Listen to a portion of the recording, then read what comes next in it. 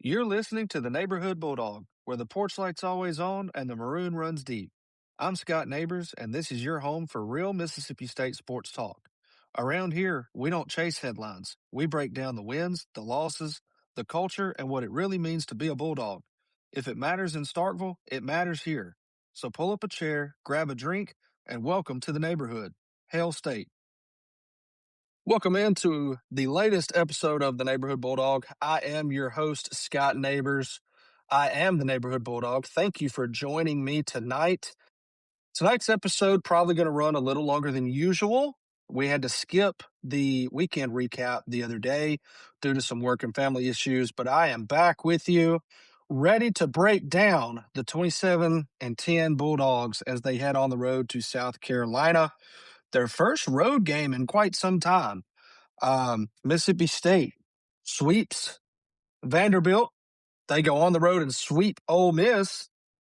And then they come home for 2 weeks. And boy, you really were thinking, what a great spot to be in if you're the Mississippi State Bulldogs. And that didn't happen. We'll get into that in just a moment. Mississippi State 27-10 overall, 7-8 in conference play. And with the win over the Samford Bulldogs last night, actually stopped a 6-game losing streak. Hopefully that is the start of a brand new winning streak, but we will see. This weekend is probably not going to be any easier than the last two. So let's dive into how we got here if you're a Mississippi State fan. As I mentioned, Mississippi State comes home. They face Vanderbilt in Starkville. They get the sweep. Everybody's riding high. You get the run rule win against Southern Miss that Tuesday. You go on the road to a top 20 Ole Miss team, and you get the sweep on the road there. You come back home again. You play Grambling, run rule them on Tuesday. And then top 5 Georgia comes to town, and they sweep you on your home field, where Mississippi State's offense just largely disappeared. You turn around after that.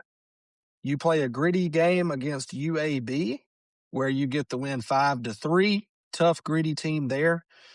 And you're hoping, okay, we're fixing to face a lowly 4-8 Tennessee team, 4-8 in the SEC. This is a great opportunity for Mississippi State to get up off the mat after getting swept at home by Georgia. And all indications were that Mississippi State would at least win the series against Tennessee. You swept Vanderbilt. Vanderbilt swept Tennessee. So transitive properties, we should have won. But again, the offense just flaming out. That first night, the Friday night game against Tennessee, a phenomenal ball game. That Mississippi State ends up losing 6-5. Another one-run loss, which is kind of the story of the season for Mississippi State so far. Whenever we've played these top teams, we are losing largely by one run. But Tennessee ends up out hitting Mississippi State in that game 11-9, and Tennessee jumps out to a 2-0 lead by the third inning. Mississippi State plays around, gets back in it, ends up losing 6-5. Really thought we had a chance there in the 8th and 9th inning. We had a Noah Sullivan single on an 0-2 fastball and RBI single there to make it 6-4. And then in the 9th, we had a Reed Stallman solo home run to make it 6-5 and just could not finish it out from there. Some notables from that game on offense. We had Noah Sullivan 2 for 4, Aiden Till back healthy in the lineup going 2 for 4, and Ace Reese also 2 for 4. But the story of the game, a major letdown game if you're the offense when you're trying to help out Tomas Valinkas. Tomas Valinkas goes 6 innings, gives up 8 hits, 3 earned runs, 1 walk, and 6 Ks. So not the high strikeouts that he had been having, but still there's really no excuse when your starter gives you that kind of a performance to lose the ball game. And that's exactly what Mississippi State did. Tennessee, they just came in shoving it right in Mississippi State's face. Landon Mack on the mound to start, going 4 innings, 6 hits, 3 runs, 6 Ks, no walks, not a single walk in that game from Landon Mack. And then Cam Appenzeller, the freshman lefty, really awkward arm motion. Um, he kind of took it to Mississippi State's hitters here. He goes the final 5 innings, giving up 3 hits, 2 runs, 1 walk, and 8 Ks. So that was Friday night, and tough loss. Kind of hang your head. Well, that's baseball on that one. Moving into Saturday, this is the one that I really thought Mississippi State would perform a lot better than they did. Tegan Coons on the mound for Mississippi State gets the win for the Tennessee Volunteers on that Saturday to clinch the series. Again, Tennessee outhits Mississippi State 13-8. Tennessee starts off the game scoring 1 in the first, 3 in the second. Mississippi State does not get on the board at all until the 5th inning. And that is on a Ryder Woodson RBI double down the third base line to score Jacob Parker. That makes it 4-1.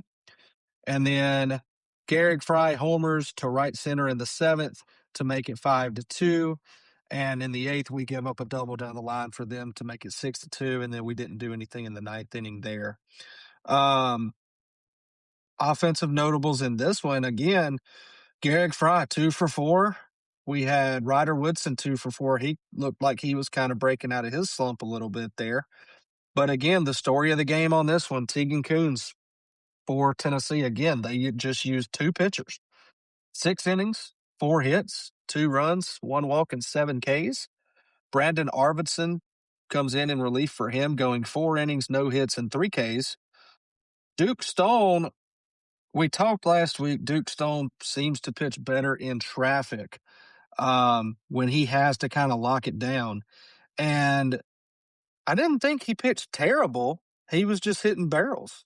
Well, if you're getting barrels, what does that mean? That means you're throwing strikes. Duke Stone goes 5.2 innings, gives up 11 hits, and 5 earned runs. However, he does not walk a single batter, which I think is huge for him, and strikes out 3. And then Dane Burns and Jack Gleason come in relief of him. This was Duke Stone's first loss of the season, moving up a day to that Saturday roll. And there you go. You've lost Friday, you've lost Saturday, and you just lost your 2nd straight SEC series on your own field in front of your home fans.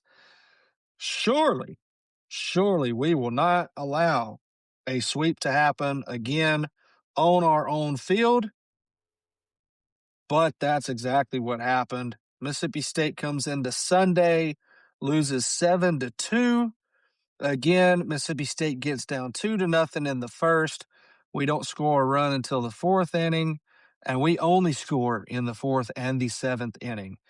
Again, Tennessee outhits State 9-6 on that Sunday game, and we had Charlie Foster on the mound, who took his 2nd loss of the season, but didn't think he pitched bad. He really didn't pitch bad. His issues have been control, and he controlled the ball. We'll get into him in just a second, but again, it's offense. The offense is letting us down at this moment. We got Garrick Fry going 2 for 3, Ace Reese 1 for 4, Sean James 1 for 4, and Reed Stallman 1 for 4. And I thought on that Sunday game, we could kind of tell that Brian O'Connor was trying to mix it up a little bit and see if somebody could get anything done. And it just wasn't there. Evan Blanco for Tennessee, 6.2 innings, 5 hits, 2 runs, no walks, and 6 Ks. And then Charlie Foster, 5.1 innings for State, 4 hits, 4 runs, only 1 walk, and 5 Ks. So if you look at that stat line and you don't see anything else about the game, you're thinking, man, Charlie Foster really got it done. That's exactly what we've been needing to see from Charlie Foster in a weekend role. And again, the offense just cannot get it done. at all. I think Mississippi State is going on their fourth or fifth game now without double-digit hits, and that just is not going to fly in the SEC with this lineup that we've had. We've had this crazy good lineup up to this point, and I really just don't understand what has happened to cause some of these issues that we're facing. So, just a disastrous 2 weeks for the MSU baseball team. Part of it, I think we talked about before, Georgia pitched Mississippi State backwards just about the entire weekend. And if you don't know baseball, if you don't play, if you haven't followed it closely, if you may not know what that means, pitching backwards means that when you're in a hitter's count and typically you're going to get a fastball, is the mindset. All of a sudden you get a slider broken off on you that is just disgusting. And typically you swing over that because you're expecting to hit a meatball fastball because you think the pitcher doesn't want to walk you. Likewise, in pitchers' counts, where typically they're going to throw a breaking ball to strike you out on a 1-2 count or so, now all of a sudden they're busting you in with 96 right there in on the hands, on the handle, and makes it hard to get your hands inside the baseball there. So Georgia did that the entire weekend, and I'm not surprised at all. Wes Johnson calling pitches for Georgia uh, used to be our pitching coach. And obviously he had a great game plan there. But you pair Wes Johnson with the wizard of hitting, Will Coggin, and then who I think is one of the best catchers and now catching coaches out there, Nick Amorati. They had a solid game plan against Mississippi State, and it worked like a charm. And you're going to get pitched backwards at times when you have a solid offense.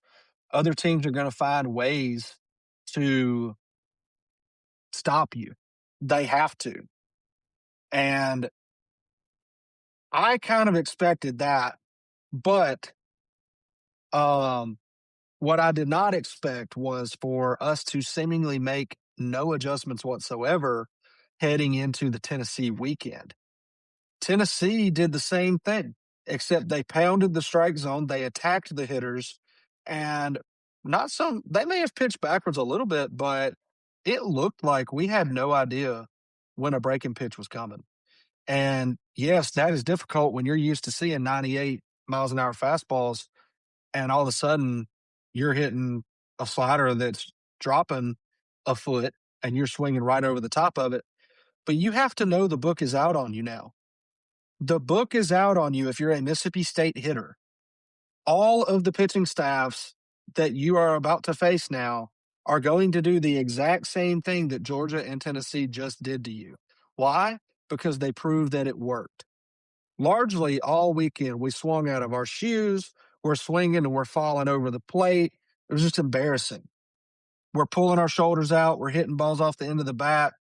It looked like we were shocked anytime a breaking pitch came, and we've got to change it. So one thing Brian O'Connor talks about all the time is what it means to wear the M over S. And as a new coach, I think he does get it better than any other new coach that I've seen. He immediately came in, found out about our tradition and everything, and started bringing back former players to talk. But I don't know if we have an ego problem, if we're taking selfish swings, but we are certainly overswinging. It seems like we're trying to hit home runs all the time. We keep pulling off the ball, like I mentioned, hitting, topping the ball, getting weak ground balls. I don't know what the problem is, but there is something going on just with our overall approach that it's not working, and it's not going to work moving forward. We've got to find a way to stop the skid here and make an adjustment. Heading into last night, Mississippi State goes on the road to the Samford Bulldogs, who were 17-17, and we get the run rule win 11-1. Mississippi State immediately jumps out to a 2-0 lead, and finally Mississippi State gets back in the double-digit hit column in that ballgame last night. Reed Stallman got things started with a monster 2-run home run to right field, and then Aiden Till with an RBI single. a 2 RBI single, an Ace Reese double, Garrick Fry 2 RBI single, a Kevin Milewski home run, an Ace Reese double, and a Noah Sullivan single to give us a 2 RBI single to give us the run rule. So that's the kind of box score you expect to see from this Mississippi State lineup. And not only have we been doing it in the midweek games all year, but we had pretty much done it to Vanderbilt. We had done it to Arizona State. We had done it to Ole Miss on the road. Um, I think the Georgia and Tennessee series just really caught everybody by surprise. But I'll tell you who had a great game last night was Aiden Teal. 2 for 4, 2 runs, 2 RBIs. Ace Reese with 2 RBIs, Sullivan with 2 RBIs, Stallman and Fry with 2 RBIs, Kevin Milewski with that one from the home run. Gets back in the double-digit hit column with 11 hits to Samford's 3 hits on that. Another bright spot for this Mississippi State team. We have talked all season about, well, we don't want to pitch this guy on the weekends anymore. And everyone, me, the beat writers, everyone included, has said the same thing all year long. Mississippi State's bullpen is not deep enough to take a single guy out of rotation. You have to pitch these guys. You have to get them confidence. And the last several weeks, that's where Chris Billingsley, what his role has been that midweek starter. And he's looking better and better. He looks like he has confidence, control of the game. He goes 3 innings last night, gives up 2 hits, 1 run, 1 walk, and 2 Ks. And for Chris Billingsley, that is a huge, huge outing for him. And then Maddox Miller comes in after him and goes 2 innings and ends up getting the win there on that ball game. Tyler Pitzer and Peyton Fowler finish him up.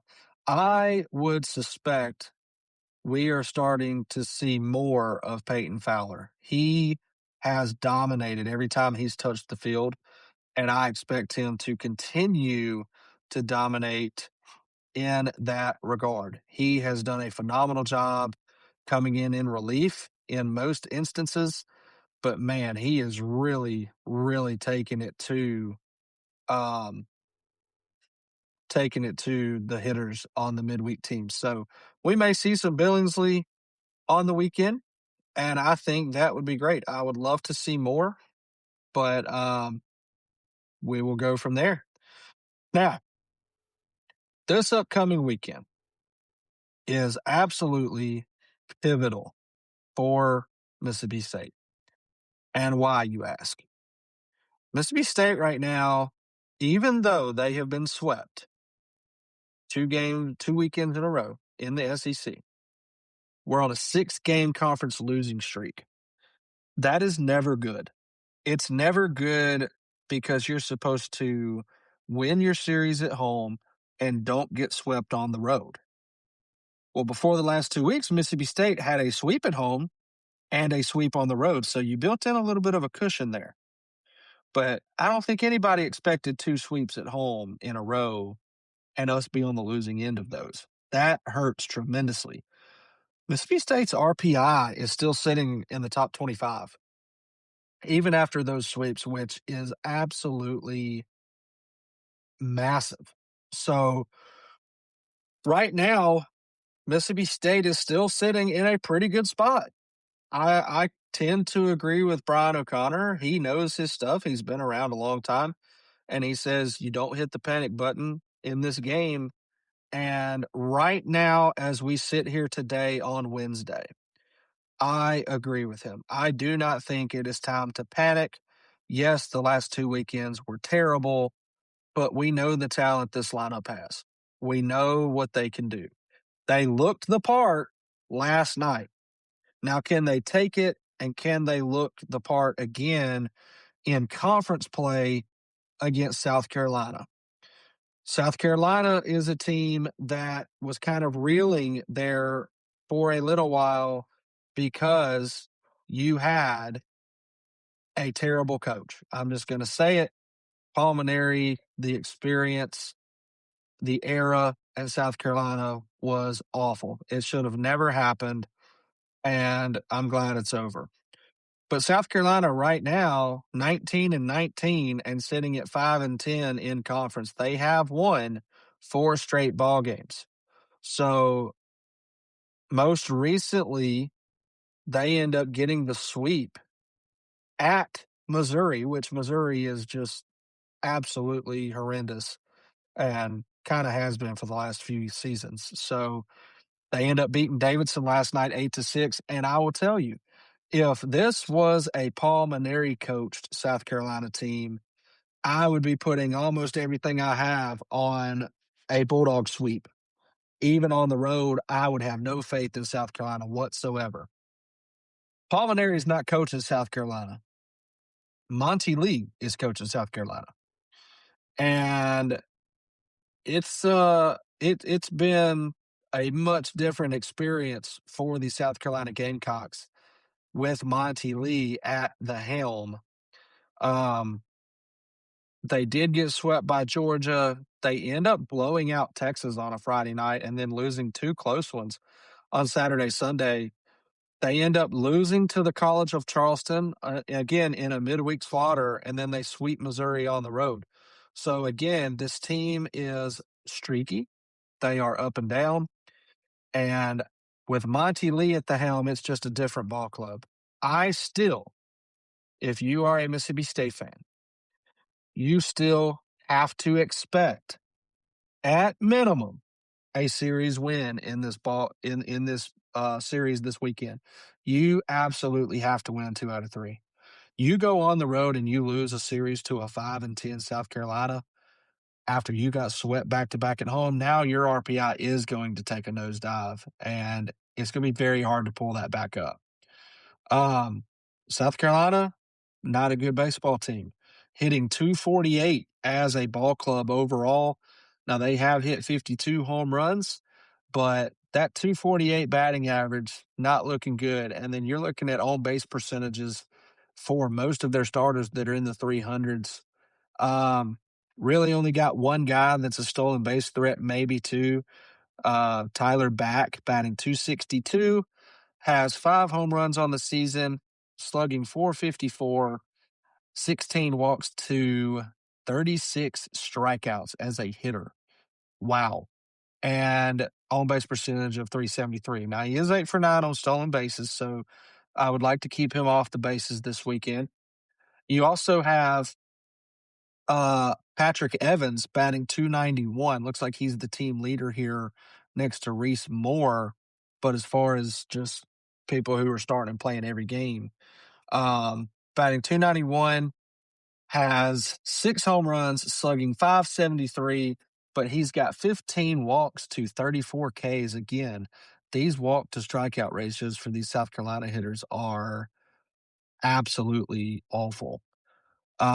Slugging 376, and he's 4 for 6 on stolen bases there. So just, again, I really, really hope Mississippi State's locked in for this weekend. Pitching wise, it looks like we will have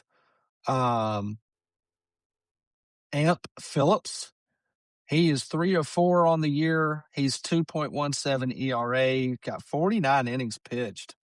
But he has 56 strikeouts to 22 walks, and opponents are only hitting 188 off of him. So again, Mississippi State hitters, if you're listening, please lock in on this guy, and please don't do what you did the last few weekends. Next to him, we're likely to face Brandon Stone. He's got a 4-1 record, 2.89 ERA, 43 innings pitched. He has a 43-14 strikeout to walk ratio, and opponents are hitting 256 off of him. And then beyond him, it's kind of a crapshoot. You got Alex Valentine with 31 innings, Josh Gunther with 33, Connor Chicole with 25 innings. So I don't know who that third guy for them is going to be. It just depends. Should be an overall great weekend for Mississippi State. I am absolutely hoping that's the case because right after this weekend, you play a bad, bad Memphis team here in Starkville. That's got to be a win. And then you go into Super Bulldog weekend versus LSU in Starkville, a game I circled, national TV, ESPN2, 6:30 on that Saturday night, April 25th. If you can win this series and then come home and take that series from LSU, at that point, pretty much all is forgiven. At that point, you'd be left with a series at Texas, which we know is going to be big. Auburn coming to town, which they don't scare me at all. And then that trip to College Station before the SEC tournament, that has a chance to decide hosting fate for the Bulldogs. Texas A&M is absolutely one of the better teams in the conference. But ultimately, this weekend, based on all the stats and everything, I think Mississippi State is the better team by far. I just don't think right now they have the mindset that they are the better team. So I kind of feel like, depending on our rotation, I think Friday night ends up kind of being a toss-up. I think that it largely depends on our offense. If we show up and hit, we will win. And our pitcher has to show up too, which I have no reason to think he won't. And then game 2, I honestly think Mississippi State's offense comes back to life. I think they explode and kind of blow that one out. And then game 3 is probably going to be pretty ugly and sloppy on the mound, probably sloppy at the plate. South Carolina could steal that one, but I fully expect Mississippi State to win this series. Again, I don't think we sweep. I don't think our mindset is there right now. I don't think we sweep, but I do think that we absolutely will win this series, and it has to happen. After the last 2 weeks, we just helped Georgia solidify their first place standing in conference with 11-4. And then you've got Texas A&M tied for second with 9-5. Florida alone in third place with a 9-6 record. And then you've got Alabama, Ole Miss, Auburn, Arkansas, all tied for fourth there. And then, tied for fifth in the SEC, Mississippi State, Kentucky, Tennessee, Oklahoma, and Vanderbilt, all tied for fifth. And then LSU, South Carolina, and Missouri rounding it out there at the bottom. So Mississippi State cannot afford to lose this series to a lowly South Carolina team. It just cannot happen. If it does, I'm going to be very, very, very sad, because at that point, the RPI is going to start falling dramatically, and you can wave goodbye to hosting pretty quickly at that point. So that is our weekend recap, our midweek recap, and our weekend preview. Sorry for just one episode this week. We will be back on schedule with you next week, hopefully. But we will go with the time, and let's hope Mississippi State comes back to life and continues to be the baseball team that we know they can be, instead of pretending to be a losing baseball team. Thank you for joining us tonight, Hail State, and we'll see you on the other side.